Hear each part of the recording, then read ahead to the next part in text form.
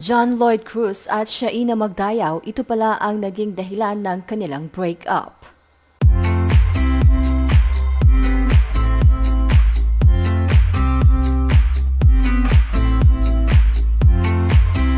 Nagsimulang maging magkarelasyon noong 2010 ang dating kapamilya actor na si John Lloyd Cruz at ex-girlfriend nitong si Shaina Magdayaw nang magkasama sila sa ilang ABS-CBN projects. Ngunit matapos ang 2 taong pagiging magkasintahan ay lumabas ang balita na nagkahiwalay na nga sila. Hindi inalabas ng dalawa sa publiko kung ano nga ba ang tunay na rason ng kanilang breakup. Kumalat pa nga noon online na ang dahilan ng kanilang breakup ay dahil sa third party. Ngunit taong 2015 sa isang media press conference, 3 taon matapos ang kanilang paghihiwalay, binasag ni Shaina Magdayaw ang kanyang katahimikan, lalo na patungkol sa vaginal lock controversy, at sinabing isa rin ito sa naging dahilan ng hiwalayan nila ni John Lloyd.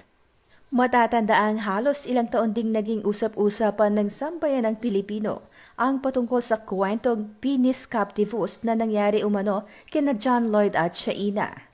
Ayon kasi sa kumalat na balita, ang dalawa ay itinakbo sa ospital, covered with a blanket to be untangled and being injected by a medicine to make them relaxed and cured.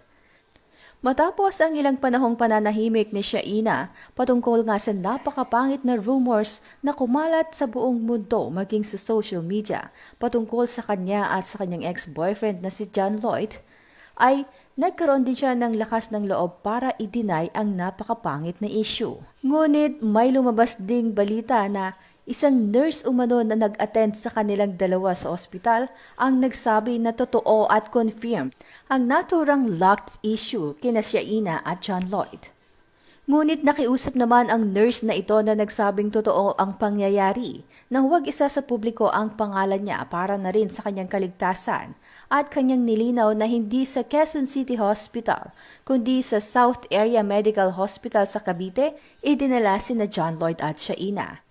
Ngunit mariin itong itinanggi muli ni Shaina kung saan aniya, "It did not happen. It's the most outrageous chismis sa industriya natin."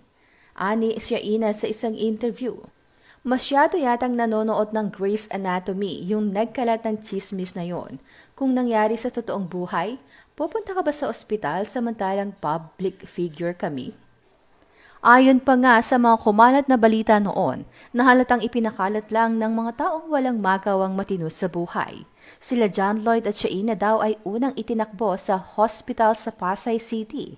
Ngunit kulang daw ang fasilidad kaya kailangan silang i-transfer sa St. Luke's Medical Center. Ngunit kailangan din daw ilipat sa South Area para maiwasang makita ng mga fans. Kaagad namang naglabas ng statement ang Vice President for Customer Affairs ng St. Luke's na si Marilyn Tronquet, kung saan aniya, "It's totally untrue. They were seen at St. Luke's walking to the nursery to visit John Lloyd's cousin who gave birth." Nagpasalamat naman si Shaina sa mga taong dinipensahan siya at si John Lloyd. Aniya, "Gusto kong magpasalamat para na rin kay John Lloyd sa mga taong nagtanggol sa amin. Inuulit ko, hindi po totoo na may ganoong nangyari.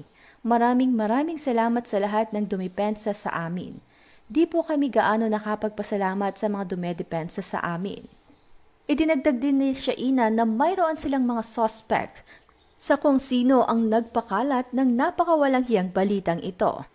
Nakiusap din ng time na yon si Shaina na sana raw ay mabasura na ang chismis na ito kasama ng mga taong nagpakalat nito.